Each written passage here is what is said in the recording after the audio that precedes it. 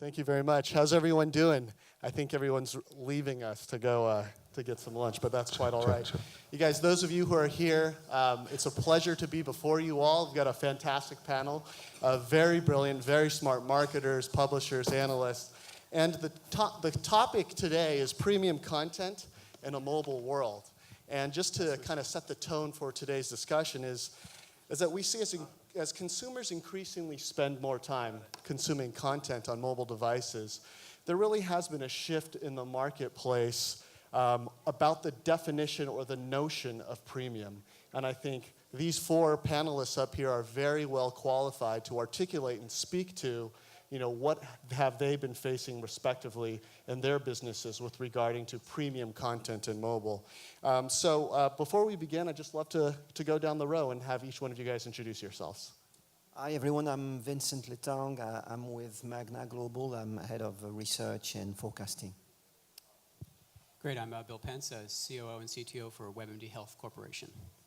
Good afternoon. My name is Craig Etheridge. I am Senior Vice President of Advertising Sales for USA Today and Gannett Digital. And I am Lisa West. I run mobile marketing for IHG, Intercontinental Hotel Groups, and all of their brands. Great, thank you all very much. So let's just jump right into it. And the first question I want to just give you guys an opportunity to respond to is, what does the term premium content mean to you today versus what it meant to you in your careers 5, 10 years ago? Whoever would like to respond to that? I'll try. I think it means a couple things that it always meant. In the case of WebMD, we're a very well-known brand, a premium brand. We were voted by Millward Brown most trusted brand in America 2 years in a row. We have a great relationship with our consumers and the physicians that we serve under the Medscape brand. So part of it starts from brand and brand trust. Another element of it, I think, is the actual quality of what we do day to day. We have a highly medically reviewed set of content that's trusted by people as an information source. And then I think, finally, I think that premium content for us also begins to get into the notion of not just traditional content, but premium experiences. And one of the things that's interesting about WebMD is historically, we've been a publisher. We were the first to really give consumers, the ability to research medical topics before going to a doctor. But increasingly, people are using mobile devices and other technologies to make their interaction with the healthcare system more effective. That's a premium experience. That's an experience where you're waiting in the waiting room for the doctor, trying to become more educated or trying to figure out what you just learned from the physician when you came out, or when you're in the pharmacy looking at new drugs and treatments. So I think our ability to look at premium starts from brand, the quality measures we put into everything we do every day, and then the ability to touch our audiences at various points throughout the day, which really constitute a premium value-add experience for them. Thanks, Bill. So really, you provided a great POV from an endemic digital property. I'd love to hear from you, Craig. As part of USA Today, USA Today's name has been, 10 years ago, everyone knew about USA Today, especially if you're a business traveler, right? Every morning you saw it by your hotel door. But what is USA Today doing in terms of addressing this shift in this notion of premium in an increasingly digital or an increasingly mobile world?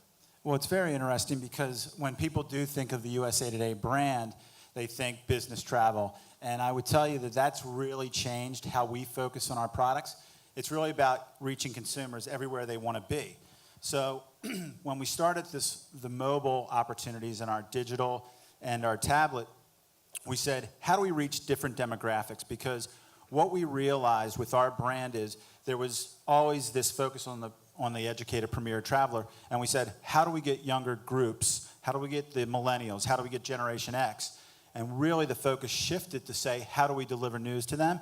And that's where we started really developing the opportunities on just not mobile web, but on browsers, and then really focused on the applications because we knew that's where those users were.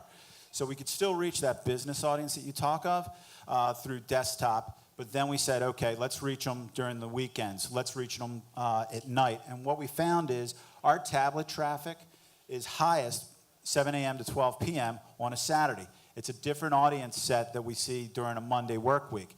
On mobile, our traffic's actually highest Friday afternoons from like 12 to 6. So that, again, those are people that are making plans. And that's how we look at premium content.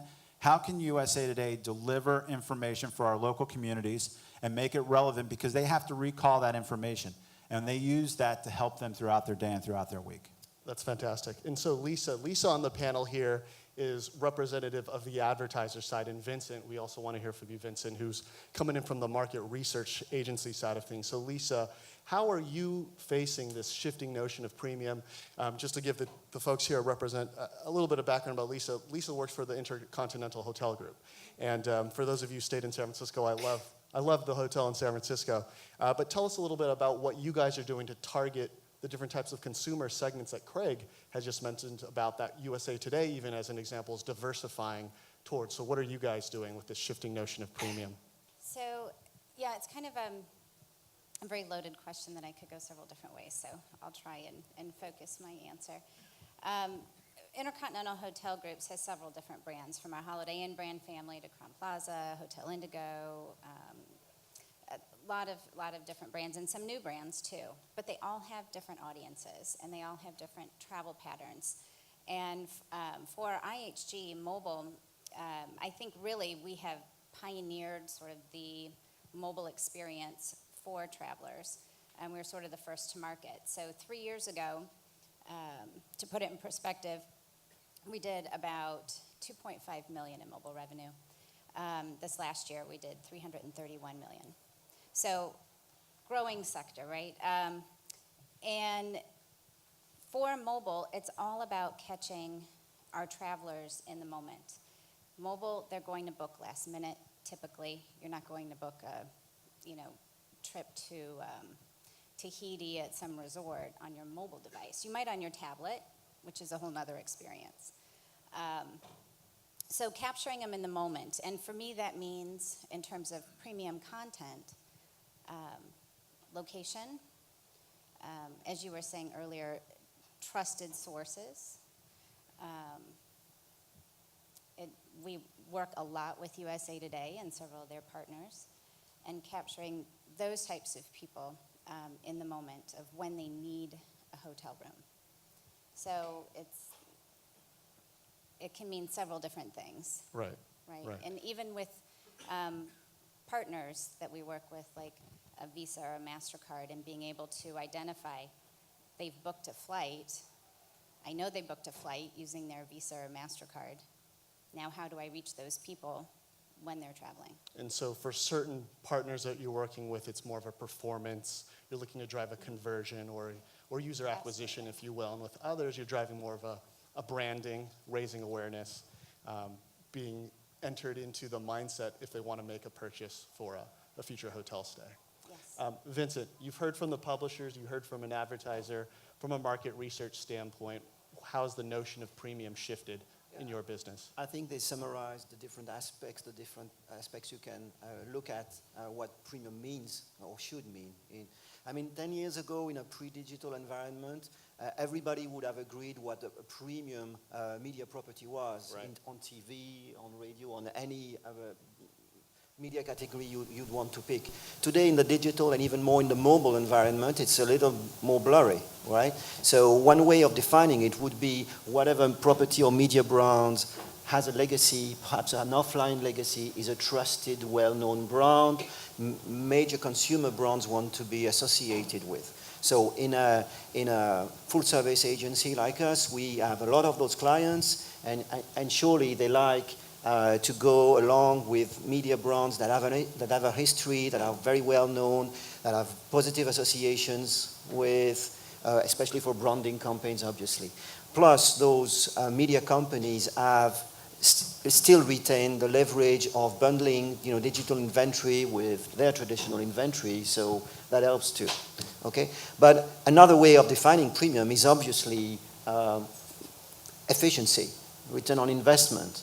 Or reach in a particular vertical. And I think the mobile environment, especially the vertical you play in, is very important. And there are some premium brands in, for instance, the health vertical that were very powerful, definitely worth being called premium.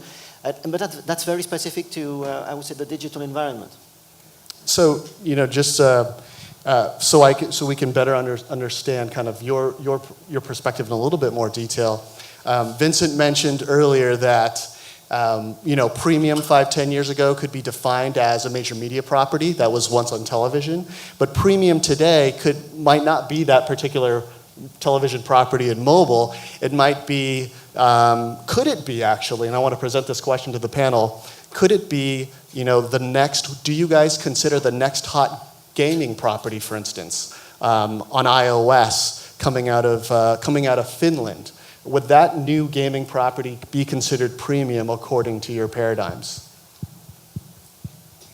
I mean, for me, I think anytime consumers are interacting with your brand, and we look at time spent and the amount of page views they consume, and how frequent do they come back. So I would say yes. If they're interacting with that content in that environment and it's consuming more of their time and more of their day, then I would define that as premium content. A study came out, I guess last week, from eMarketer that said 40% of people spend time during the day with a digital device. And that surpassed TV, which is at 37%. Digital desktop is defined at like 21%, and mobile is at 23%. So people are spending more and more time on their mobile or tablet devices than any other medium. So whatever they are consuming, if they are spending more regular time with it, daily interactions, that would be premium. I like what you just shared and what you shared earlier about what USA Today is doing to address its aging consumer segment. How you are all reconnecting with the younger consumers who are engaging with content on mobile. Can you give us some specific examples of what USA Today is doing to remain relevant or even to establish a relationship with these younger consumers? Yeah, I mean, I can share with you, we used to have different newsrooms, one for desktop, one for tablet, and one for print. Well, we decided with our new publisher coming in, Larry Kramer, who has a digital background, said, let's have one newsroom. And they decide on what content starts where. So it doesn't just follow this trail from print to desktop to mobile. They find out what's most relevant for the consumers at that time, and they publish to that device specific. That's very different from how a lot of people look at bringing content to a mobile environment or to, say, a digital or a print environment. The other thing that we do is we have a lot more interactives. What we found is on the mobile, in particular, when people come to USA Today on tablet or they come to us on a mobile environment, it's how do we create these interactive visual storytelling, and we create these units where people actually interact and engage, and it helps tell the story instead of just having it in a text environment. It's very different in how we deliver those opportunities, particularly with video on mobile and on tablet. Great, thank you. And Bill, for WebMD, you guys have been the default website to go to for so many of us. Have you guys found that there's been a drop-off with the younger consumers, and have you guys needed to change your approach to attracting the younger consumers who's engaging with more content on mobile? No, I'd say the brand still attracts all ages, and Symptom Checker is a pretty popular tool for college students for a lot of reasons I'll let you speculate on. But I can't breathe. What's going on? But we bring in all audiences. I think we definitely see some differences in terms of platform adoption, but I have to say, even in the older demographic, we see a lot of usage of mobile platforms. I think what we try to do, we've been kind of the premium brand, remain the premium brand in the health vertical, both for consumers and those who know us well, for physicians as well on the Medscape side.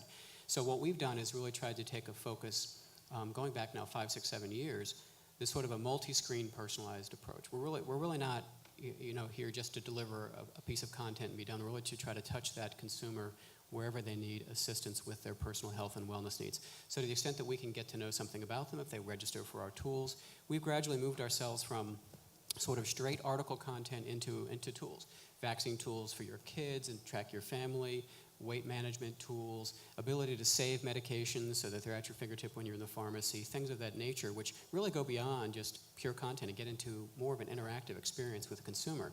And if you think about personalizing that, I often think about, WebMD is so rich in terms of the information that it offers, but as the medical ecosystem changes and consumers are more asked to take charge of their own health, you're going to want to have a service that's highly personalized. You're going to want to be able to get information that's tailored to your particular needs and your family needs. So if we can personalize that and then let you move between devices, whether it's in the pharmacy, whether it's in the doctor's waiting room, whether it's at home doing research, or just before you go to bed at night, and follow those users, we think that's really the key for us, and that's been our whole strategy. So we try not to really focus too much on the platform, but focus on the individual and how we can deliver personalized services multi-screen.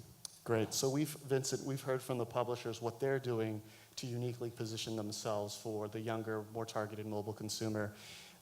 In your role at Magna Global, what are you sharing in particular? Can you give us how you would share with some of the agencies that are under your umbrella this research that you're finding about this notion of premium? And I'm specifically referring to this rapid growth that you alluded to of inventory, of content. Maybe it's coming from gaming or social properties that might not have had that same legacy of offline branding as some of these properties up here on the panel have had in the past. How do you educate your agencies about the value of these properties? Well, first of all, we look at the big picture, and we make forecasts on where the market is going. So in terms of media consumptions, in terms of where the dollars are going. So that our buyers and planners can educate their clients and tell them, okay, that's where the market is going, so we should think of changing allocations already. And to give you a few numbers, in our last media economy report, we found that it's difficult because you have to aggregate different studies to come to that result, but we estimated that the time spent with mobile media is approximately 5% of the time spent with media. By the way, it's not the total time spent with mobile devices, because some of that time is not content related. That's just time spent with mobile content. 5%, and against that, approximately 2% of dollars.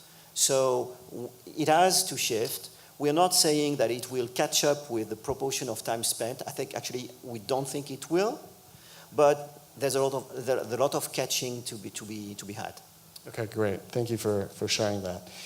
So for this next part of the panel, some of the questions that we want to go and the direction that we need to go towards really is towards this monetization. We've talked about the positioning. We positioned ourselves in the marketplace to affect for this and account for this shift that's going on regarding this notion of premium content. And let's get into the monetization and advertising formats within this premium content. Basically, best practices for premium content on mobile. And let's turn it over to Lisa. You're the advertiser. You control these budgets for IHG, in particular for mobile. I don't know if I control them, but I've got a little say. What are some of the formats that you found to be most effective? And obviously, in your case, you're doing different types, right? You're doing performance, user acquisition, right, and then you're also doing branding. So yeah, if you could segment that out for us and share, that would be great. Fortunately for me and for IHG, they have a very test and learn mentality. So we are trying a little bit of everything to see what works.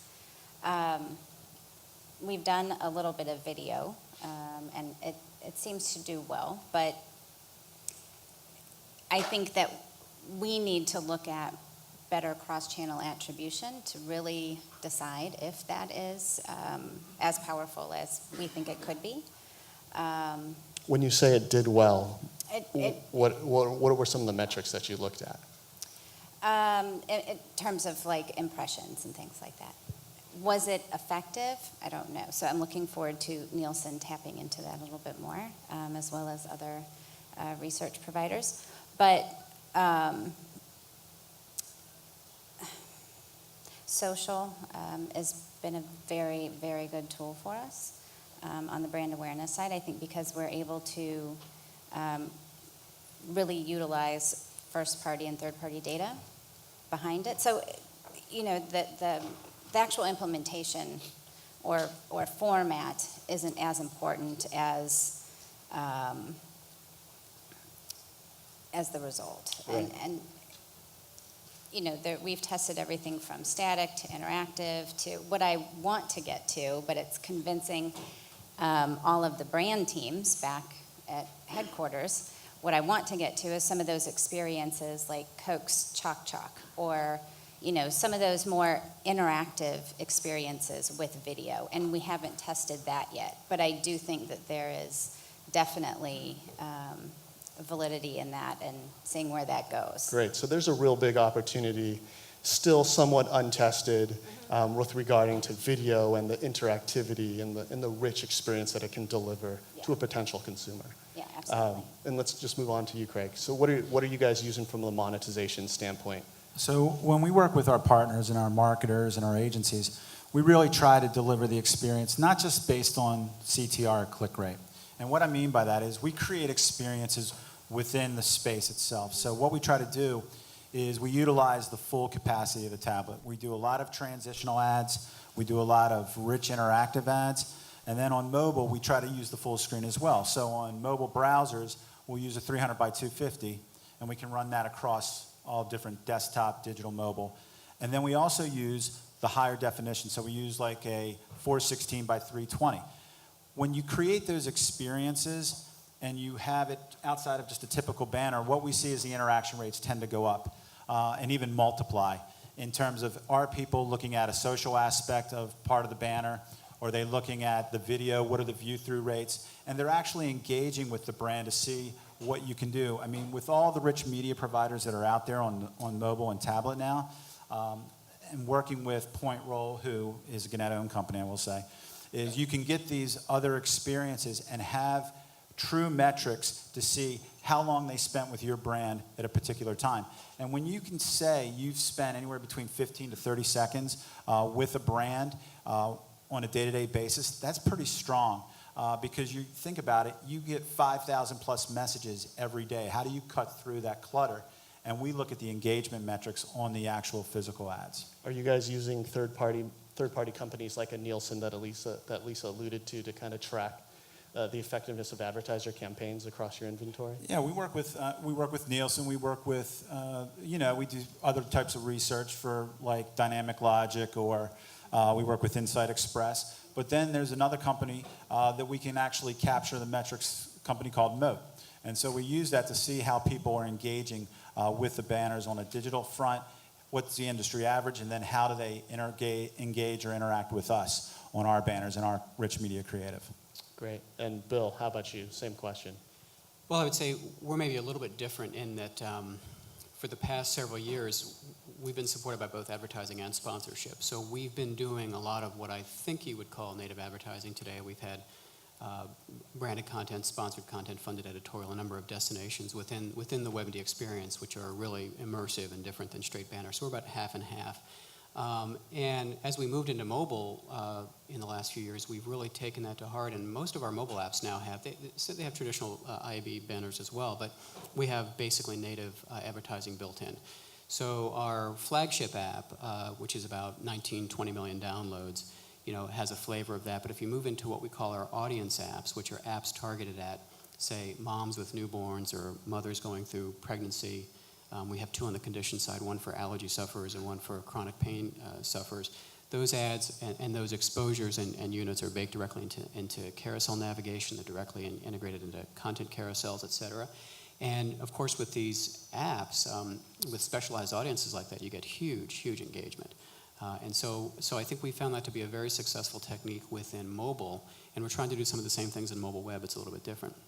The other thing I'd say we've done in terms of ROI, a couple things I guess I'd say. We've invested a lot in analytics, and of course in the pharma side of our business, the interest is always in conversion to a script. And so we've built up the back-end analytics on that quite a bit. But we've also started to exploit our data in really interesting ways. We did a campaign last year where I mentioned the symptom checker earlier, and we have so many millions of touch points a month. We probably have our finger on the heartbeat of actually every symptom being reported in the country, but in a very, very correct way, if you will. It's not based on keyword search. It's based on actually people reporting symptoms against a very structured vocabulary. We use that data for one of our CPG advertisers and OTC advertisers to actually forecast with accuracy equivalent to the CDC, but about a week and ahead in advance, specific symptoms in specific geographies. And they use that data to target not only their offline campaigns, but their offline campaigns. And there's even some interest in supply chain for that. very successful campaign that we've been rolling out. So I'd say for us, it's native's kind of always been there, ROI analytics, and then really, really interesting uses of our data at the scale we have been kind of some of the cornerstones we've been experimenting with. Thanks for sharing. And Vincent, from your perspective, you've heard about the different types of ad formats that they're running. Bill has emphasized native. Craig has talked about richer forms, full screen ads. Lisa specifically mentioned video. eMarketer has a report that says by 2016, video is going to hit $2.1 billion in spend.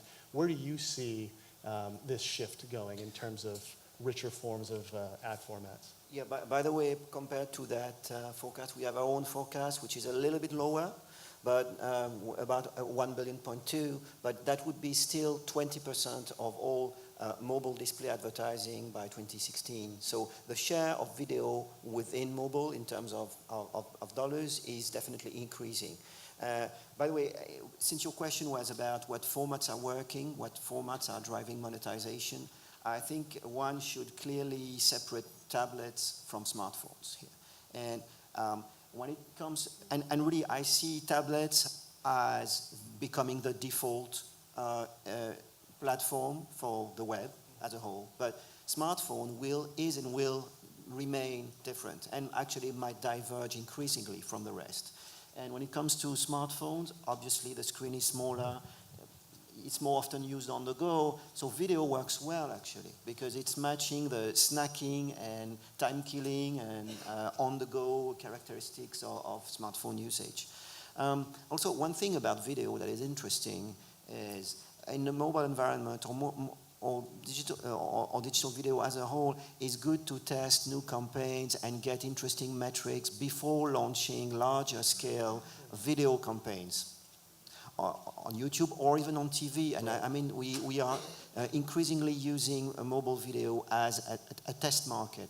That was an aside. Right. But to go back to your format question, I think, video definitely on smartphones. And then elsewhere, it's interesting to think of cross-properties, cross-platforms, tools like, I want to mention Kip, which is a technology that our mobile boutique Ansible likes. And what it does is insert rewards within games or even fitness programs or fitness apps, sponsored rewards and that you can, vouchers that you can actually recoup. So that's interesting because it's relevant, it's time sensitive, and it triggers great engagement. Right. So you see, it's completely different from premium video content, but it works well. No, that's fascinating. For the audience, if you're not familiar with what Vincent was referring to, Keep is it's a company that delivers real-time rewards to users when they're engaging with content, which is very fascinating because you're able to apply that back to what you were saying about video. And oftentimes, even in a lot of the content that we see at AdColony, a lot of the publishers are not only implementing pre-roll, mid-roll, post-roll video, not only are they implementing interstitial video, but they're also implementing this type of rewards-based video. I think a lot of people call it value exchange, if you will. But on this topic of video, going back to the publishers over here, what are you guys doing? So Vincent's talking about this huge growth in video. Lisa's talked about, that was the first ad format that she mentioned. I'm sure you're working with banners as well and other types of display. But what are you guys doing to take advantage of video for your mobile properties? Okay, thanks. So what we're doing right now is at USA Today and Gannett. So if you may not know, Gannett, it has the largest national publications on a local level. We have over 80 local newspaper, digital, mobile properties, and then we have 23 broadcast properties. So what we've actually done is we've taken all of these resources together and we've created a video production center in Atlanta. Whereas we take all the different outlets of all of our 5,000 plus journalists around the country and we're able to tie into one central hub within Atlanta. And then what we're able to do is we take all of those stories and we test them and we look to see what's really trending in this particular part of the country, what's trending on the national side. And then we actually take it and we look at it from a vertical perspective, say from national news, international news. We look at money, life, entertainment, sports. And we have these carousels or these destination hubs that has really become a central part of our offering throughout all of USA Today and Gannett. Would you say that this new approach to delivering video content has really increased the value of what your sales team has been able to sell?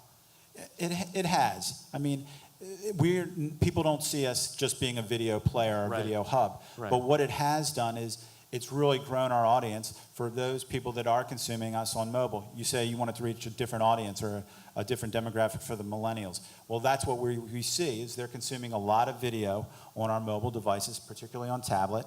And so, yes, we have been able to monetize that, not just from a national pre-roll perspective, but actually tying in the content from a vertical perspective. Great. And you're up next. Yeah, sure. We integrate video kind of wherever it makes sense, but it's across kind of all of our different offerings. So I mentioned some of the sponsor programs we do before. They typically or very often have a video component.